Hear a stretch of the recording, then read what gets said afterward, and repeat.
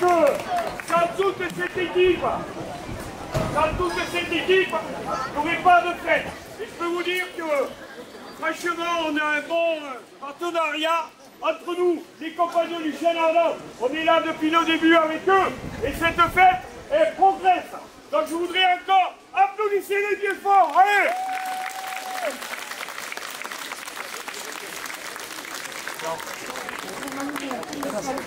Alors, amenez-moi le coffre à bonbons.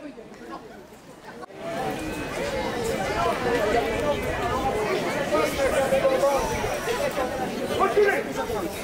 Celui-là, c'est pas grave. C'est pas grave, laisse-le avec moi. Il va pas courir. Allez.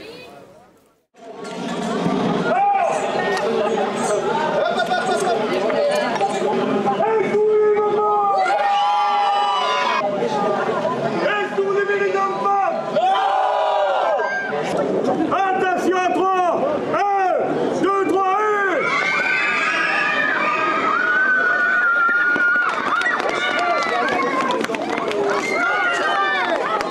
Je suis dans l'arrière, moi je rien.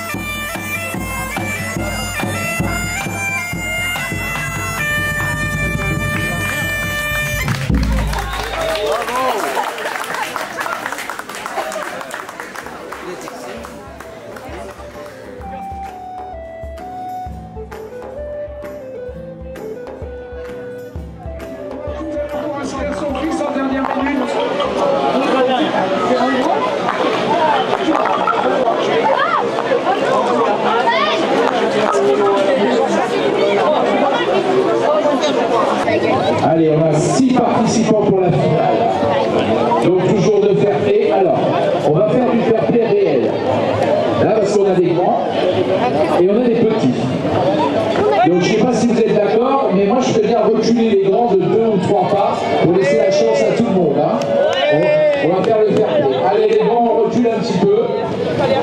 Encore un peu, encore un peu. On va faire 2 ou 3 pas d'adultes, pas de fourmis. Allez, allez, allez. Regardez, vous avez quand même des concurrents qui sont plus petits que vous. Allez, on recule un peu. Allez, allez, allez. N'ayez pas peur. Voilà. Ok, on est d'accord. Il faut savoir qu'il y a quand même à gagner une médaille d'or, une médaille d'argent et une médaille de bronze. Faite par Adélaïde. Les enluminés. Est-ce que vous êtes prêts? Est-ce que les supporters sont prêts? Bon, ça va, si les supporters sont prêts, à mon décompte, dès que je fais top, tout le monde s'en va. 5, 4, 3, 2, 1, top départ. Oh là là, ok.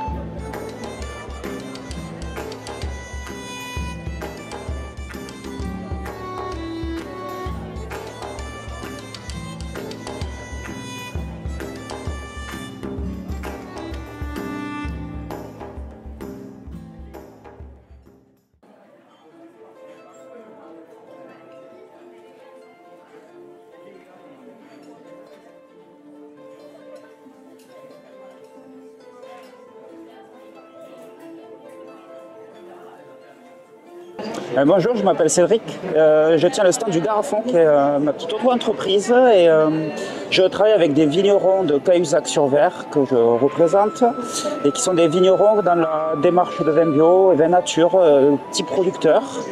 Je travaille également avec un ami qui fait des produits où il retravaille des vins en s'inspirant de recettes médiévales et antiques.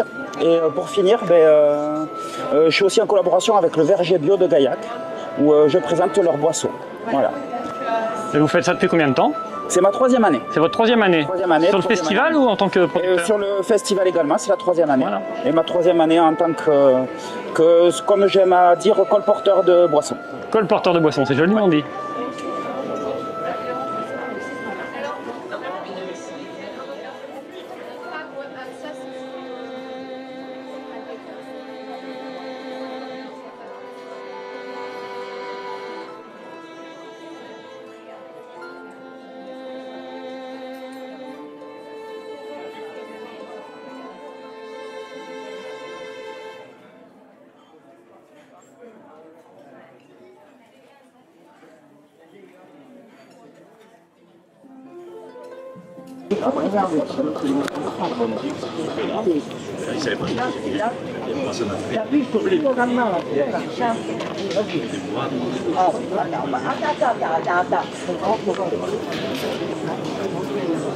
Et vous êtes sur un stand, ce qu'on appelle stand d'auberge.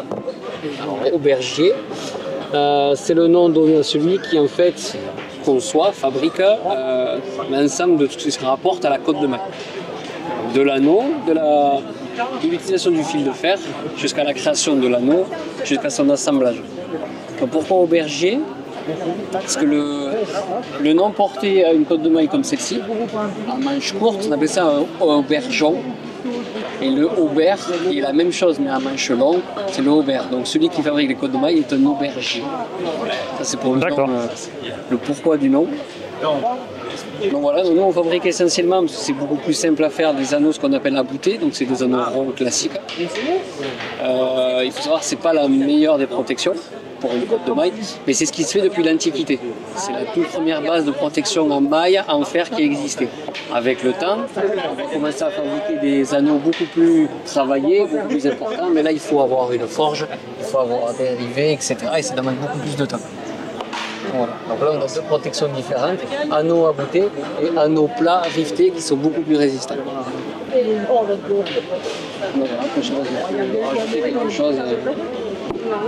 Là, on est en train de créer des bandes d'anneaux pour agrandir la maille qui se trouve sur le portoir. En fait, elle est ajustée pile poil, quasi sur mesure, et on veut l'agrandir un peu pour avoir un peu plus d'aisance. Voilà. Donc on va venir ouvrir un peu plus au milieu là, ajouter la bande.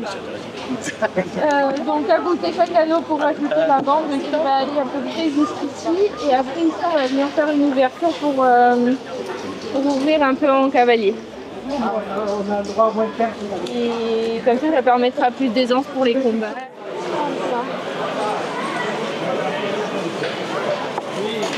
C'est presque du travail d'orfèvre.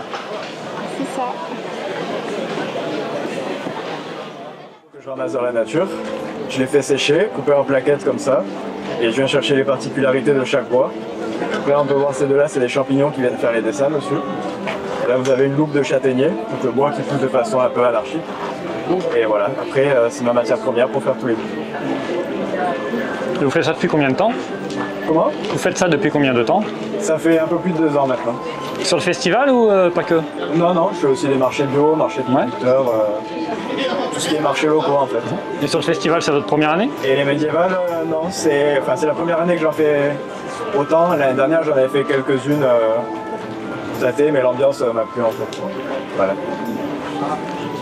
Et ça va, ça marche bien? Ça va, ça marche assez bien. Merci. Merci.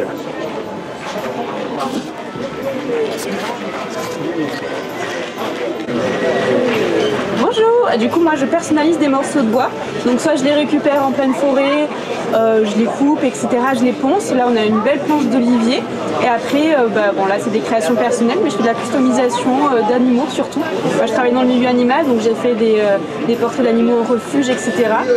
Et donc certaines parties parfois sont reversées pour certains refuges.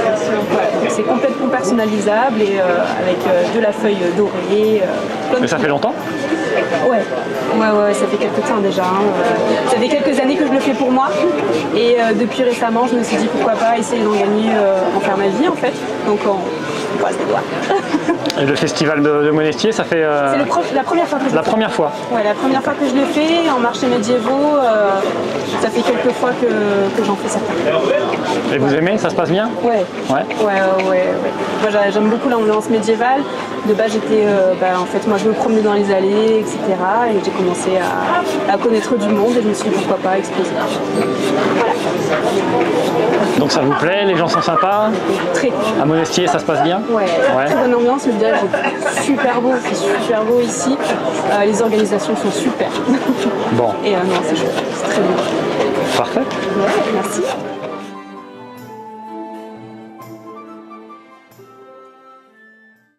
Bonjour. Et bonjour. Alors expliquez-moi un peu ce que vous faites. Alors je suis coutelier forgeron, et je fais principalement couteaux et des lances et hallebardes. Et après je travaille aussi la corne, le bois et un peu de cuir.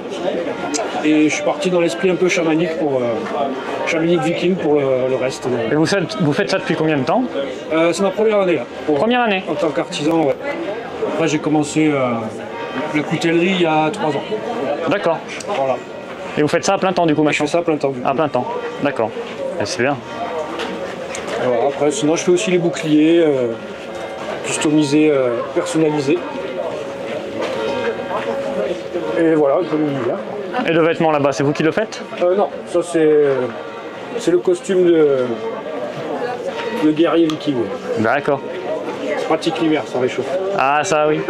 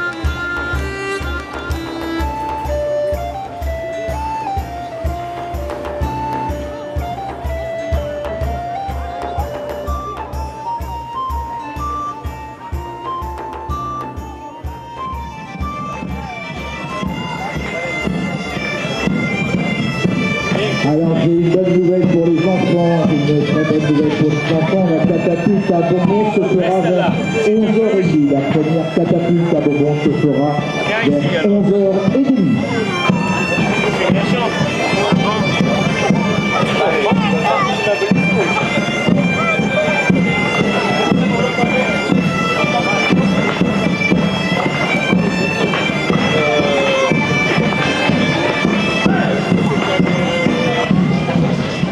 Alors là, c'est les petites maisons en argile que je crée.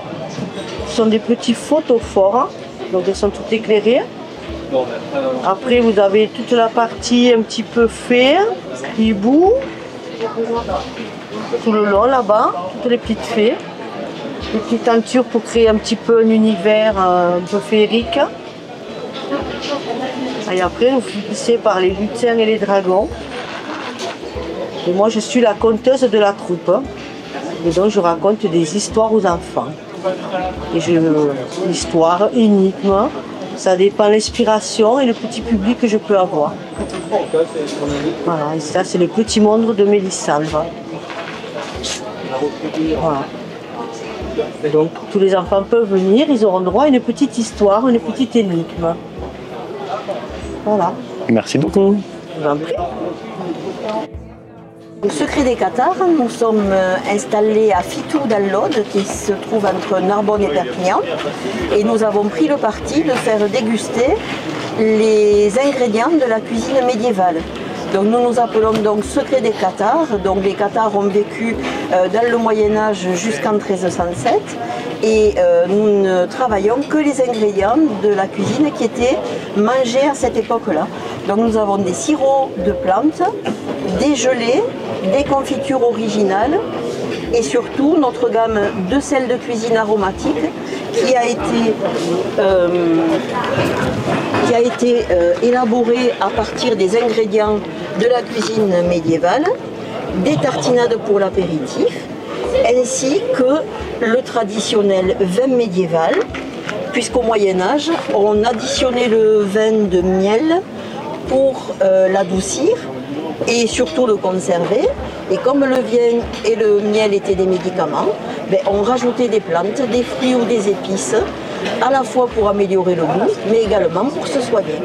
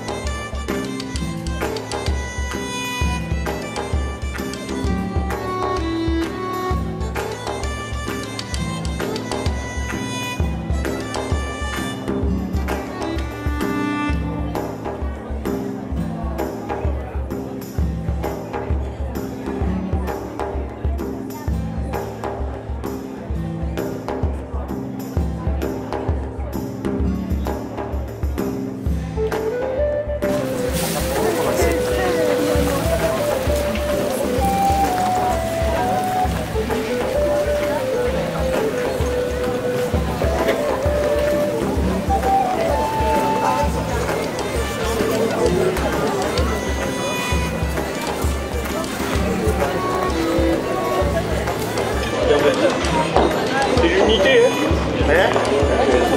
L'eau, elle me dit, qui disparaît, ça va l'eau.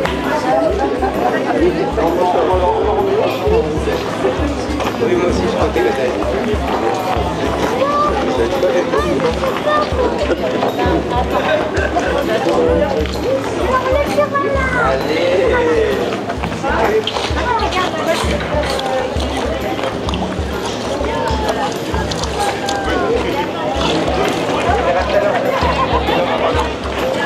C'est très glamour comme lavement.